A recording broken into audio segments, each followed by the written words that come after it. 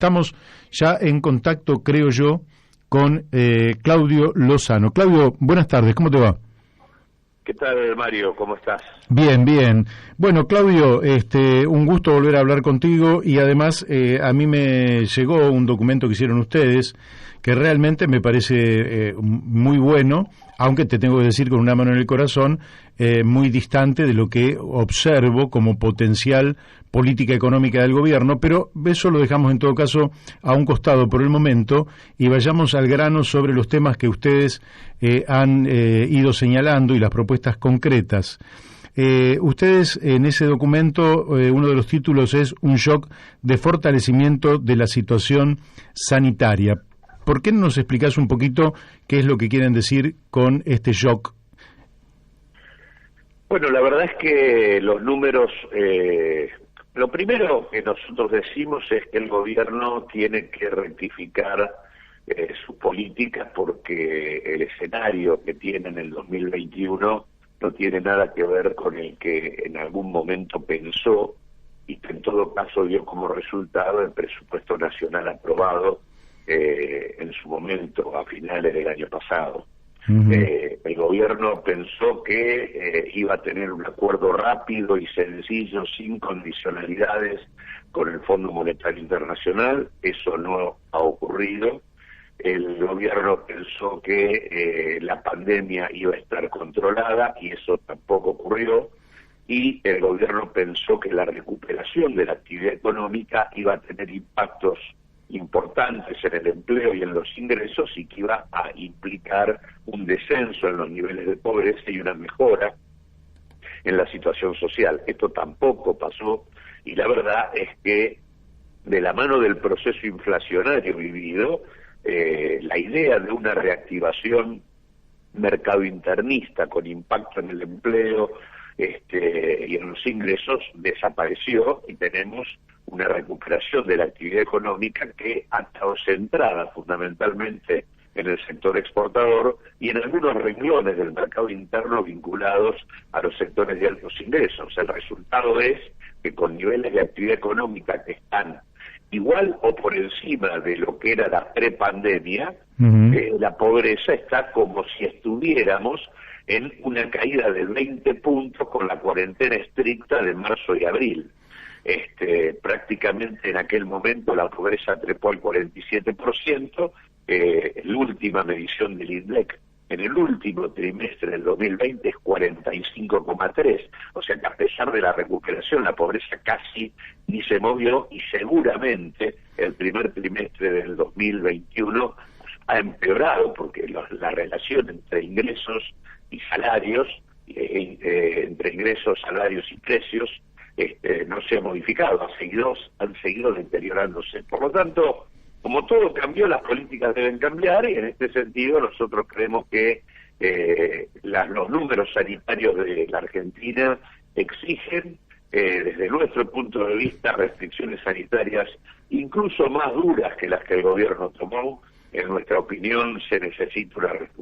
un cierre casi completo, que solo deje afuera las actividades esenciales. Creemos que debe ser muy corto, es decir, entre 20 días y un mes, para de alguna manera frenar la circulación del virus y obligar a una baja de los casos, y esto debe ser acompañado por un shock sanitario, como vos decías, y un shock de justicia social. El shock sanitario tiene que ver con acelerar la vacunación a como de lugar, y dentro de la discusión de la vacunación poner el tema de garantizar la puesta en marcha de la vacunación, de la producción de la vacuna a nivel nacional, uh-huh. Lo cual implica no solo los acuerdos con los laboratorios de nivel internacional que se han venido haciendo y que en realidad algunos han salido muy mal y por lo tanto hay que ser muy cuidadosos con uh-huh. Los nuevos que se están tejiendo, porque recordemos que se hizo un acuerdo entre AstraZeneca y Hugo Sigma del Laboratorio del Sur, que ha implicado que la Argentina ha producido acá en el país unas 22 millones de dosis de vacunas que fueron a México para ser envasadas, que no fueron envasadas, se pasaron a los Estados Unidos y nunca volvieron, a pesar de que la Argentina ha pagado el 60% sí. de esas vacunas. Eso revela que acá el Estado no puede dejar esto en manos exclusivas del sector privado, por eso hay que mirar con mucho detenimiento el acuerdo con el caso del laboratorio Rhythm y la vacuna Sputnik, así como también los acuerdos con China. Me parece que es muy importante el desarrollo de la discusión con Cuba y también darle mucha importancia a el desarrollo que se lleva adelante en la Universidad de San Martín, donde hay en puertas el desarrollo de una vacuna y de tratamiento para el caso del COVID. Eso también necesita respaldo por parte del gobierno para poder acelerar esto. A la vacunación hay que agregarle en materia sanitaria el tema de acelerar testeos, hay que multiplicarlos, hay que garantizar dispositivos para hospitalarios que permitan el aislamiento de las personas que se ven afectadas por el virus. Hay que, profundizar el tema de la inversión en infraestructura hospitalaria y en recursos humanos, que están también fuertemente agotados y deteriorados en el marco de lo que ha sido todo esto. Es decir, todo esto que digo como shock sanitario implica recursos. Y esos recursos no pueden estar sujetos a las restricciones fiscales que impone el Fondo Monetario Internacional, que es la razón por la cual no estamos llevando adelante esta cuarentena estricta que necesitaríamos. La verdad es que acá permanentemente se dice que no podemos garantizar el retorno del ingreso familiar de emergencia, que no podemos garantizar el ATP para las empresas, y la verdad que eso de que no podemos tiene que ver con las restricciones que implica un presupuesto pensado para otro tiempo de la Argentina que no existe, y en el marco de un respeto al acuerdo con el fondo, como si realmente existiera, cuando en la práctica ni siquiera está firmado. Así que en este sentido nosotros creemos que hay que suspender las negociaciones con el fondo en el marco de esta pandemia hasta que esto se normalice y consecuentemente retomar el manejo de los recursos públicos con mayor autonomía. En ese marco también planteamos la necesidad de que el impuesto a las grandes fortunas se mantenga durante este año. Creo que eso es una obligación mantener esta señal de equidad, habida cuenta de que la situación y la crisis sanitaria está en el nivel en el que está, y al mismo tiempo creemos que hay que volver a recuperar la idea de que el Estado argentino es un Estado soberano que como tal puede emitir moneda, y que la emisión de moneda también es un recurso a utilizar en contextos como el que hoy estamos atravesando, obviamente acompañado de las debidas regulaciones en el mercado cambiario y en el sistema de precios para que no produzca efectos adversos. Pero digo, la necesidad de restricciones más duras, acompañadas de un shock sanitario y de justicia social, con una estrategia de congelamiento de precios sobre alimentos, energías e insumos, es absolutamente indispensable para transitar este tiempo, que de lo contrario lo que hace es exponer al gobierno a situaciones de mucha contradicción, y donde lo que se cuela es la ofensiva política de sectores de la oposición que más bien asumen una actitud absolutamente hipócrita, que significa plantear que no vamos a morir de COVID, pero sí de hambre, cuando son los que han expandido la pobreza al límite durante los 4 años y sin pandemia, con pandemia neoliberal exclusivamente, que se ponen como defensores de la educación cuando la verdad han destruido la educación pública en la Argentina, porque quieren dar cátedra de cómo afrontar la pandemia cuando degradaron al extremo el sistema de salud, haciendo desaparecer el Ministerio de Salud en la Argentina. Esos sectores, en una actitud de desacato prácticamente, con un tribunal de consumo de la Ciudad de Buenos Aires, voltean un decreto de necesidad y urgencia, no lo cumplen, no cumplen con la propia justicia federal, y tienen incluso la validación de un poder judicial a través de la Corte, que francamente también ha tenido una actitud pasigolpista con las definiciones o el fallo que sacó hace poco, no fue el único, también tuvimos otro a favor de Clarín, para revertir una definición importante del ENACOM en materia de internet, wifi y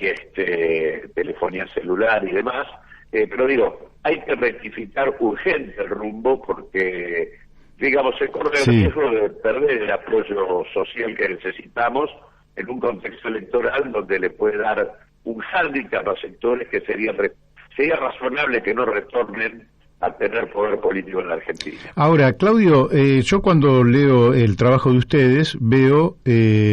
lo siguiente, veo una propuesta orgánica, integral, que absorbe, digamos, toma todos los temas, absorbe los costos que tiene que absorber, porque lógicamente en una emergencia la situación es distinta a un momento de normalidad.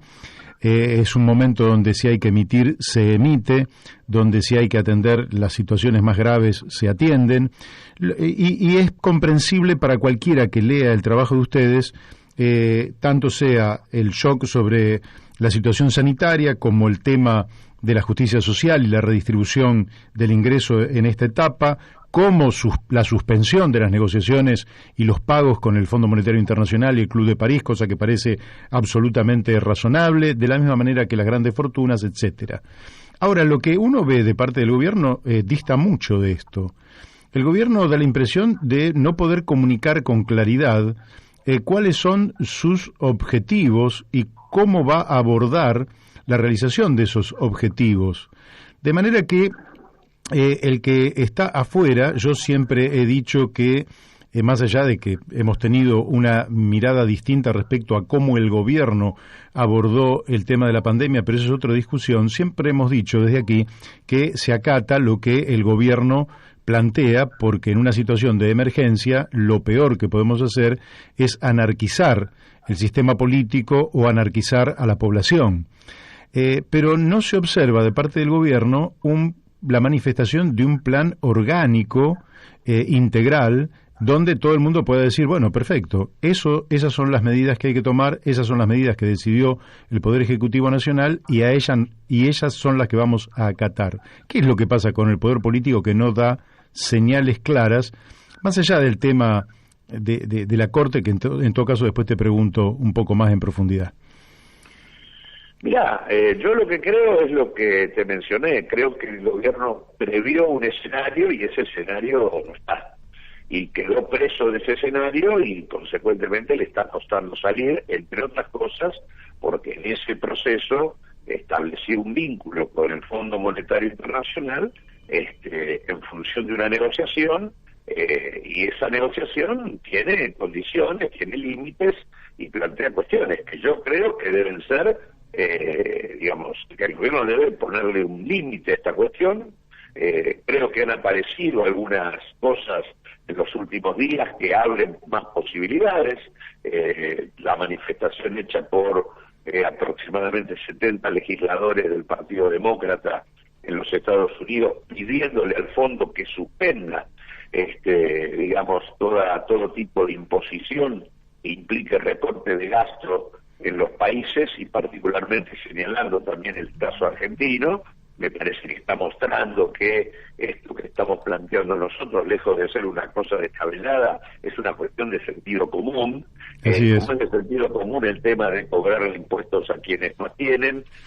porque de hecho ha habido declaraciones de millonarios norteamericanos y del mundo diciendo cóbrennos impuestos en este contexto. Me parece que el propio Joe Biden, que está planteando la necesidad de un impuesto a las transnacionales para poder financiar la atención de la cuestión sanitaria, el planteo de Estados Unidos de suspender las patentes. Creo que hay un espacio abierto, dada la situación vigente, que con todos los elementos que además la Argentina tiene, que es la absoluta irregularidad del acuerdo con el fondo, el hecho de que ese acuerdo está siendo juzgado hoy en la Argentina por el propio Estado,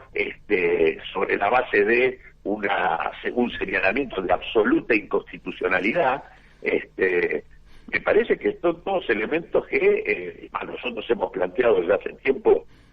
que es necesario llevar el caso del fondo a Naciones Unidas, para mostrar allí las irregularidades existentes, pero en un escenario donde los votos de los países valen de a uno.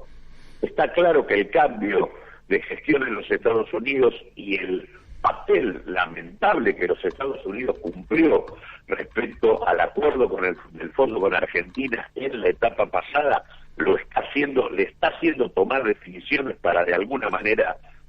blanquear, por decirlo de alguna forma, su imagen en el espacio de América Latina y puntualmente de la Argentina. Obviamente esto tiene por detrás la discusión con China y la importancia que tiene la relación de Argentina con China, pero digo, independientemente de las razones que lo llevan a los Estados Unidos a esto, todo esto muestra que hay un escenario de contradicciones a nivel internacional y hay una serie de situaciones generadas por la pandemia que indudablemente abren espacio para que tomemos las definiciones que correspondan. Y lo que sí nosotros intentamos, siendo una de las fuerzas que integran el Frente de Todos, es tratar de alentar la conformación de un bloque al interior del Frente de Todos, porque no somos los únicos que pensamos así. Yo te diría que hay un espacio hasta mayoritario de actores sociales y políticos referenciados en el Frente de Todos que tienen una mirada más ligada con esto que estoy señalando, y creo que eso debe ir cobrando fuerza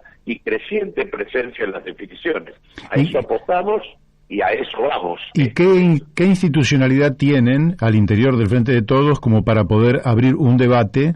o algún tipo de instancia institucional en el cual puedan no solo hacer el planteo, sino, llegado el caso, ejercer una pulseada razonable, democrática, mostrando que efectivamente lo que se está planteando tiene un respaldo popular mayor que cualquier otra política de naturaleza conservadora, de aceptación del Fondo Monetario Internacional de manera prácticamente acrítica? ¿Cómo se materializa eso al interior del Frente de Todos? Mirá, nosotros estamos trabajando con muchos otros. Hoy el Frente de Todos tiene unos 15 partidos que lo integran. Venimos conversando con varios de ellos, y de hecho además hay un espectro de organizaciones sociales, de corrientes sindicales y territoriales que es muy importante en términos de lo que es la militancia popular organizada hoy en la Argentina, y venimos trabajando en el armado de un bloque que de alguna manera empiece a plantear una perspectiva adentro del frente con mayor fuerza y mayor presencia que lo hemos hecho hasta ahora. Digamos, no por en particular nosotros, sino para poder hacerlo de manera conjunta con otros. El viernes pasado hicimos un encuentro importante denominado Encuentro de militantes por la unidad popular.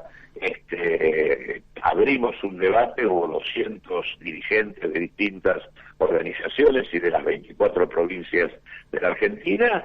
Debatimos la necesidad de conformar una corriente emancipatoria al interior del Frente de Todos y vamos a la búsqueda y a la articulación con otros en esa dirección. Trabajamos con ese objetivo, y obviamente está claro acá la necesidad de democratizar la experiencia del Frente de Todos y de democratizar la gestión en esa dirección a instancias de debate y de definición que se han conformado y de la cual se han excluido a actores representativos de las distintas corrientes sindicales y territoriales que más han aportado a la derrota del macrismo, instancias institucionales donde no están presentes los representantes de la pequeña y mediana empresa. Digamos, acá hay que abrir el juego para que la gestión, si se articula con los mismos de siempre, no va a producir ninguna modificación. Para que pueda ser distinta, tiene que haber otros actores en el debate, y yo creo que es creciente la convicción respecto a esto, porque lo que también es creciente es la necesidad de mantener aquello que el Frente de Todos hizo bien, que fue gestar una unidad político-electoral que permitió frenar el avance del macrismo. Me parece que hoy, si no se le agrega a esto algún elemento que transforme esto en mejora en las condiciones de vida de la población, se puede de alguna manera disminuir esa eficacia y ciertamente sería un problema. Y creo que en este sentido las contradicciones que hasta ahora se han venido dando, la falta de celeridad en cambiar las políticas frente a un cambio de escenario tan brutal como el que se ha dado, porque digo, lo que el gobierno pensó es muy distinto a lo que pasa, no es que es apenas diferente, es muy diferente, digamos. Entonces, me parece que en este aspecto hay que acelerar el rumbo y poner en línea con tu programa, poner la brújula hacia donde corresponde. Muy bien, te hago la última. Y por ahora el cronograma electoral está definido por la ley y la Cámara Nacional Electoral ha establecido que las primarias serían el 8 de agosto. Lógicamente que nadie cree que vayan a ser, pero si no son el 8 de agosto pueden ser el 12 de septiembre, vaya a saber. Lo cierto es que por ley son el 8 de agosto. ¿Ustedes piensan en un armado para esas primarias al interior del Frente de Todos? Sí, por supuesto. No descartamos ninguna cuestión. Creemos que es muy importante que existan primarias y que en el Frente de Todos se abra el debate que debe abrirse respecto al rumbo a seguir. Así que en ese sentido, para nosotros es muy importante que las primarias existan y que exista espacio para que las distintas corrientes que conformamos el Frente podamos expresarnos con toda la potencialidad que cada una tenga. Excelente. Bueno, Claudio, te agradezco muchísimo. Te mando un abrazo y espero que sea hasta pronto que volvamos a conversar. Cómo no, a disposición, Mario. Bárbaro. Gracias por llamar. Gracias a vos. Bueno, hemos hablado con Claudio Lozano. Realmente han hecho un trabajo muy interesante que lógicamente le daría al gobierno una impronta, desde mi humilde punto de vista, muy distinta a la impronta que tienen a través de su actual ministro de Economía, a quien no critico, simplemente digo que está en el marco de una lógica muy distinta a la que plantea Claudio Lozano.